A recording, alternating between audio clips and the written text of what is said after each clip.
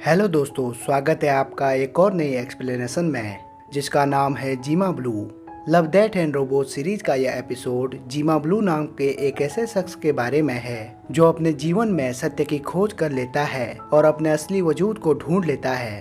तो चलिए एक्सप्लेनेशन को शुरू करते हैं। कहानी शुरू होती है और हम भविष्य के उस समय को देखते हैं जहां टेक्नोलॉजी इतना एडवांस हो चुकी है कि इंसान कुछ ही मिनटों में स्पेस के एक कोने से दूसरे कोने तक पहुंच सकता था। इसके बाद हमें क्लेयर नाम की एक फीमेल जर्नलिस्ट को दिखाया जाता है जो कई सालों से जीमा ब्लू का इंटरव्यू लेना चाहती थी, लेकिन जीमा उनको हमेशा मना कर देते थे। लेकिन एक दिन अचानक किसी कारण से जीमा ब्लू खुद अपना इंटरव्यू लेने के लिए क्लेयर को अपने घर बुलाते हैं। जीमा ब्लू के घर जाते समय क्लेयर उस इनविटेशन पेपर के रंग को देखती है और हमें कहती है कि मुझे यह कभी समझ में नहीं आया कि यह जीमा ब्लू कलर आसमानी नीला कलर है या समुद्री नीला, या फिर शायद इनमें से कोई नहीं। साथ ही वह जीमा के बारे में कुछ बातें बताती है। वो बताती है कि जीमा के इतिहास के बारे में कोई भी ज्यादा नहीं जानता। कहा जाता है कि उन्होंने अपने करियर की शुरुआत इंसानों की पेंटिंग बनाने से की, लेकिन उन्हें इसमें कुछ खास मजा नहीं आया, इसलिए वो अपने आर्ट की गहराइयों को ढूंढने के लिए खुद स्पेस की गहराइयों में चले गए। और तब उन्होंने म्यूरल आर्ट की शुरुआत की जो कि साइज में बहुत बड़े और शानदार होते थे। और उन्होंने एक के बाद एक कई बेहतरीन म्यूरल आर्ट पेश किए, जिससे कि समय के साथ जीमा ब्लू प्रसिद्ध होता गया। लेकिन एक दिन उसने एक सबसे अलग म्यूरल आर्ट पेश किया जिसमें उस पेंटिंग के बीच में एक छोटा सा नीले कलर का स्क्वायर बना हुआ था। लेकिन वो तो बस एक शुरुआत थी। आने वाले कई दशकों तक जीमा ब्लू के हर एक नए पेंटिंग के बीच में उस नीले कलर का आकार बदलता गया और वो बड़ा होता गया, लेकिन उसका कलर हमेशा एक जैसा ही रहता था, जिस कलर को लोगों ने जीमा ब्लू नाम दिया। कुछ समय बाद एक ऐसा दिन भी आया जब जीमा ब्लू ने एक पूरे नीले कलर का आर्ट पेश किया। यह देखकर लोगों को लगने लगा था कि अब जीमा ब्लू के अंदर की क्रिएटिविटी खत्म हो चुकी है, वो अब इससे ज्यादा और कुछ नहीं बना पाएगा। लेकिन जीमा ब्लू ने उन सब को गलत साबित कर दिया। उसने इसके बाद बहुत बड़े बड़े नीले रंग के म्यूरल आर्ट बनाने शुरू किए, यहाँ तक कि जीमा ब्लू ने एस्टेरॉइड को भी ब्लू कलर में पेंट करके स्पेस में म्यूरल आर्ट पेश किए, जिससे कि जीमा ब्लू पूरे ब्रह्मांड में फेमस हो गया। लेकिन जीमा ब्लू यहाँ भी नहीं रुका।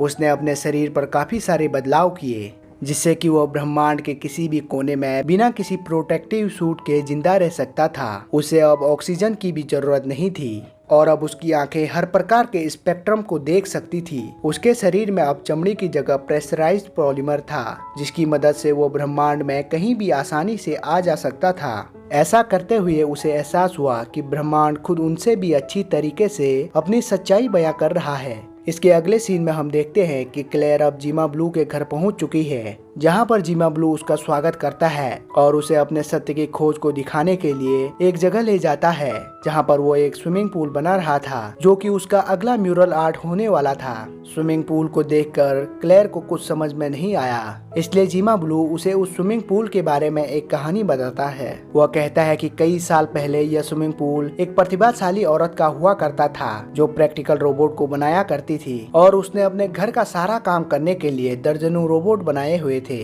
लेकिन उस औरत की सबसे ज्यादा दिलचस्पी स्विमिंग पूल साफ करने वाले रोबोट में थी, क्योंकि वो रोबोट घंटों तक बिना रुके स्विमिंग पूल की टाइल्स की सफाई करते रहता था। लेकिन इस बात पर वह औरत संतुष्ट नहीं थी, इसलिए उसने उस रोबोट को फुल कलर विजन सिस्टम और एक दिमाग दिया, जिससे कि वो आसपास की चीजों का मॉडल बना लेता था। उसने रोबोट को फैसले लेने की शक्ति और अपने हिसाब से स्विमिंग पूल की सफाई करने की आजादी दे दी। इसके बाद वह औरत उस रोबोट को अपने नए सॉफ्टवेयर और हार्डवेयर की टेस्टिंग करने के लिए इस्तेमाल करने लगी थी, और धीरे धीरे वो मशीन और भी ज्यादा स्मार्ट होते गई। पर एक दिन उस औरत की मौत हो गई और वो मशीन एक मालिक से दूसरे मालिक तक ट्रांसफर होती गई और उसमें नई नई चीजें जुड़ती गई। हर नया मालिक उसमें थोड़ा थोड़ा बदलाव लाता गया और हर बदलाव के साथ वो मशीन और भी स्मार्ट होती गई, और वो मशीन हूँ मैं, यानी कि जीमा ब्लू। यह सुनकर क्लेयर बहुत हैरान हो जाती है। तब जीमा ब्लू बताता है यह स्विमिंग पूल उसी औरत का है जिसे मैं वहाँ से यहाँ लेकर आया हूँ, और इसे दोबारा से उसी तरह बनाने वाला हूँ जैसा ये पहले से हुआ करता था। क्लेयर को फिर भी यकीन ही नहीं हो रहा था। वो उसे कहती है कि मैंने तो सुना है कि आप तो वो इंसान है जिसके कुछ पार्ट मशीन के बने हुए हैं। इस पर जीमा ब्लू कहता है कि मैं कभी कभी समझ ही नहीं पाता हूँ कि आखिरकार मैं क्या बन गया हूँ, और ये भी याद रखना मुश्किल है कि मैं पहले क्या हुआ करता था। इसके बाद वो नीले रंग की स्विमिंग पूल की टाइल को दिखाता है, जिसकी वजह से उसका नाम जिमा ब्लू पड़ा था। वो कहता है कि यही वो चीज थी जो मैंने पहली बार देखी थी और यहीं से मैंने शुरुआत की थी। एक छोटी सी मशीन जो साधारण सा काम कर सकती थी, लेकिन वही मेरी दुनिया थी। मैं पहले उतना ही जानता था और उतना ही जानना चाहता था। मैं बस वही पहले जैसा बनना चाहता हूँ, इतना कि आसपास की चीजों की तारीफ कर सकूं।